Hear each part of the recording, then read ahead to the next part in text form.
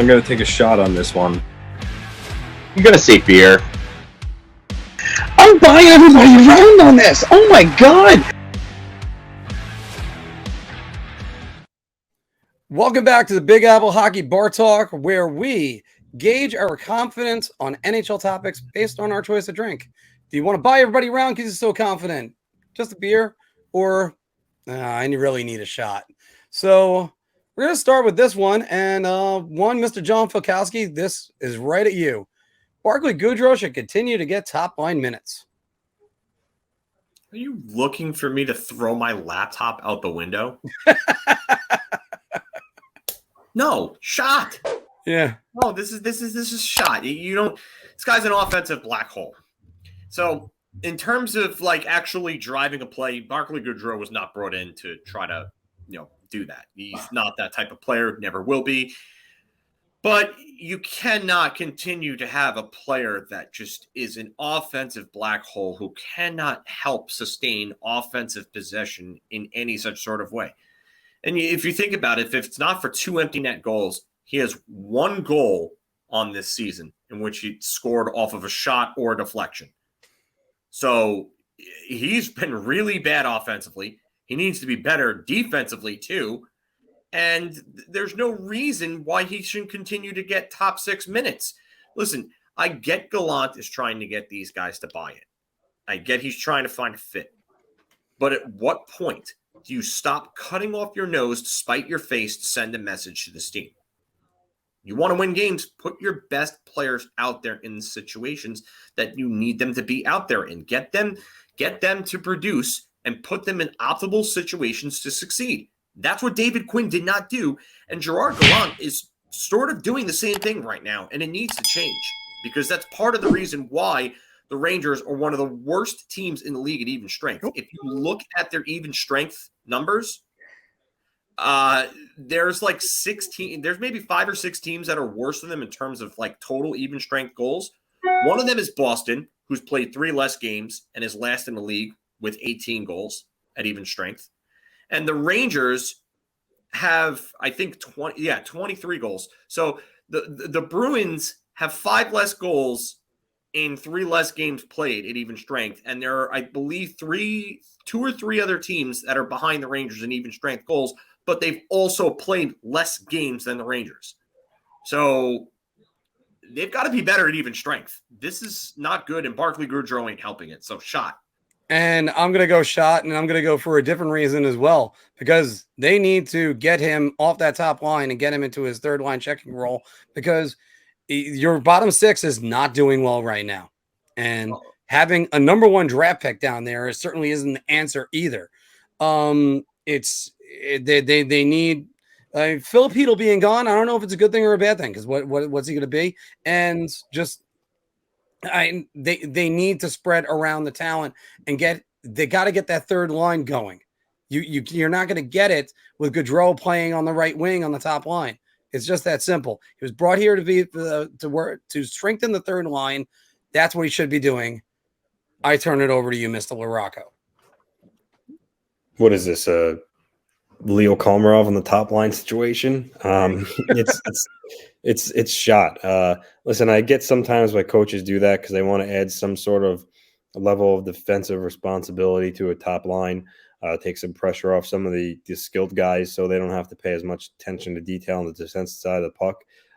So I get the rationale, but to me, I've never been a fan of it. I think guys should play firmly in their roles. And as Phil said, Barclay Goodrow is a little bit of an offensive black hole. And I think it hurts more than it helps. Yeah, it's just go ahead. Yeah, I'll give you the numbers right now. Okay, so the Rangers at 13 games have 23 goals. And then they're tied with the Islanders and Senators with 23 goals. The Islanders only played 10 games. The Ottawa Senators have played 12. There's 2 teams that are below them, Montreal and Chicago, who have 21 and 19 goals respectively, but they've both played 14 games. And then Nashville has 21 goals, but has played 1 less game than the Rangers at 12. And then Boston has 18 at 10 games. So the Rangers, you could argue, are literally the worst team in the NHL at even strength right now. Which is odd because that hasn't been that way for a while. Moving on. We just talked about him a minute ago. We're going to talk about him some more. But with Jack Eichel out, Brock Nelson should be Team USA's number 2 center in Beijing. Anthony, it's your boy. Yeah, so Staple, when he had his article that day, when I mentioned this to you in The Athletic, he was talking about Brock Nelson. And with Jack Eichel out and then Kevin Hayes not playing yet, he had surgery, probably not coming back to January. Joe Pavelski's old. He's like 37 years old. I mean, that leaves a big hole at center ice for Team USA. So you're talking JT Miller, Dylan Larkin, Brock Nelson. And there's you could make a case for either of them, but you know, Brock Nelson is very capable. At the very least, I think, without a question, he's on the USA Olympic team for sure. Whether he's second, third line center, I mean, that's to be determined. But I definitely think there's a spot on the roster for him. I'm going to go Beer only because, I mean, I think again, I mentioned you can make a case for either of those guys, you know, Miller, Larkin. So it doesn't really matter where they line up per se, whether he's second line center, third line center. Move him to wing, but I don't think that's best. I think he should play center, but I definitely think he'll be on the team. But so Beer, but I mean, I wouldn't be surprised if he's the second line center. He has the skill set to do it. Philk? I'm going to say Beer. I lean towards Shot just because of the fact that Miller and Larkin are more established offensive centers. Miller's had a point per game season. Larkin's had a 30 goal, 70 point season. It's not a knock at Brock Nelson as much as it is just a testament to how good those two are. I honestly think if Brock Nelson was a guy that was putting up 60 to 70 points on a regular, I would take Brock Nelson over the two of them because I think Brock Nelson's a better defensive player than the both of them. But I just don't think especially with Larkin's speed and playing on a bigger ice surface, I think that they'll go with probably Larkin and then maybe Miller as a number 3. And then I think Brock Nelson would probably be number 4. He should absolutely be on the team, though. He should absolutely be on the team. They want to move him to wing and have him play. I mean, he's played wing for a while, so he could and play for Team wing. USA, I believe. Yeah, and be an effective winger. So it's not like he couldn't put him on wing and put him in the top 9 or something like that if they want to do that. Just depends on their wing depth at this point. But if anything, I would have to say Beer here, but I would lean towards Shot because I think Olympics like that, unless you're really blowing the doors off of things, it's more about a name value type thing. And I think those guys have a little more name value than Brock Nelson does. So I think that's why they would get it. I'm going to go, and I'm just going to get right there for a second. Yeah. I'm going to go Beer, and the reason why is because Dylan Larkin is the name that's coming to mind.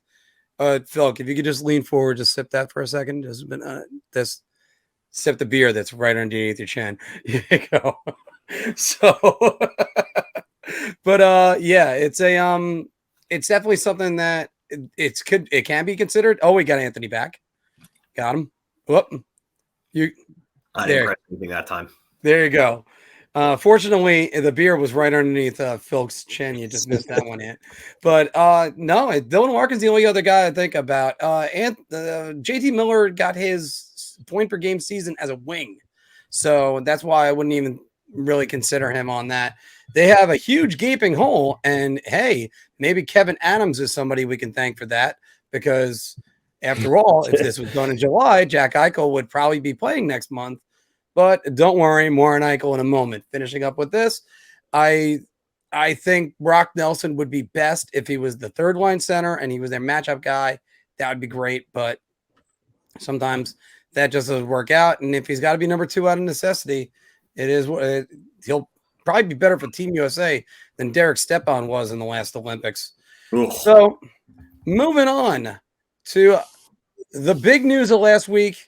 We're so glad we only have to say these words one more time. But Buffalo won the Jack Eichel trade.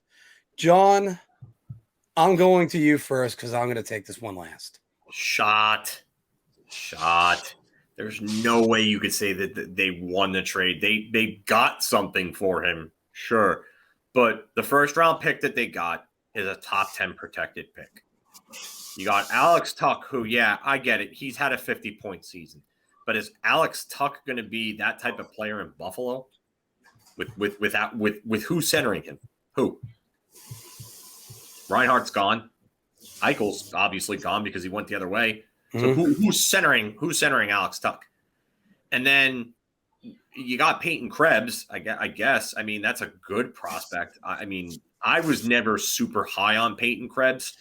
I know some think that he's going to be a stud. I don't agree with it. I think Peyton Krebs is probably a decent number 2 center when it's all said and done.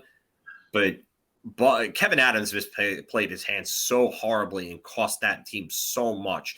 And if it wasn't for the fact that the Bakulas are clueless and have no idea of what a good hockey mind is like, he would have been fired by any other management across any other team in the league. Because he just horribly ruined that return for that team. Just a terrible job by Kevin Adams. Awful. Anthony. I mean, I go back and forth on this because you got to look at it as Jack Eichel obviously was never going to play for Buffalo again, and based on everything. What did you see the clip? Yeah, if they let him got his surgery, yeah, they would have let him play for him. But that wasn't happening. So essentially, I think we all knew that bridge. It was never. He wasn't going to suit up for the Sabres again, considering everything that had happened. And I think because of that, it was also, we stated they were never going to get a top blue chip guy for a guy who was having a serious procedure that's never been done before. So when you consider that, I mean, they got back a guy who's reached 50 points before, and Alex Tuck. Krebs he's a good prospect. I think he does have upside on the first round pick. They could have done worse. I mean, look, they could have had Eichel continue to sit and they have no asset, and Eichel's still not traded. But I mean, so it's tough. Can you say that they should have got a little more? I mean, maybe, but how much more? Because again, they weren't going to get a star player for Jack Eichel. So I think it falls right in the middle. I think it's just kind of like a solid return for him. Nothing to jump in the streets about for joy if you're a Sabre fan. But at the same time, nothing to sit there and say, oh, wow, this franchise should just fold. I'm not being a Sabres fan anymore. So I'm going beer. The real winner is us, because we don't have to talk about a trade of Jack Eichel after this.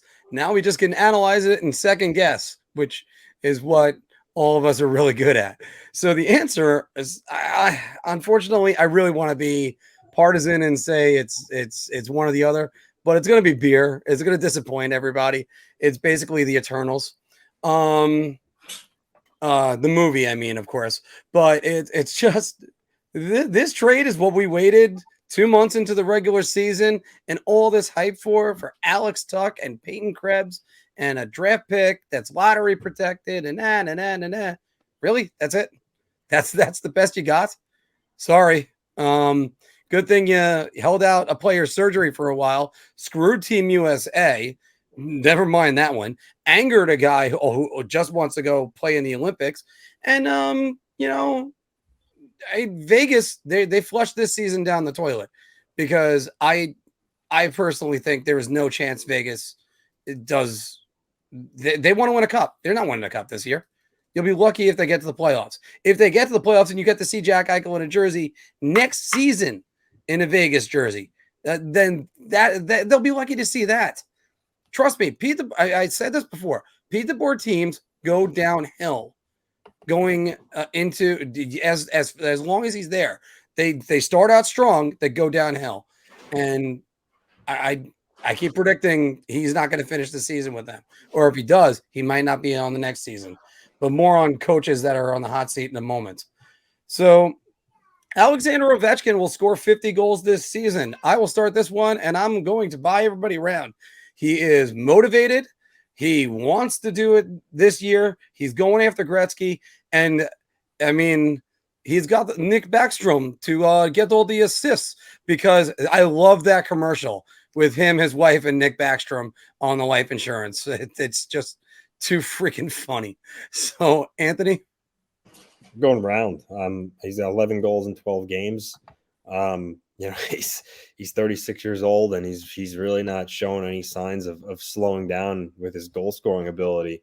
He obviously has a shot, and truthfully, I don't know about you guys, but I actually think he looks quicker than usual in the last season or two, to my eye.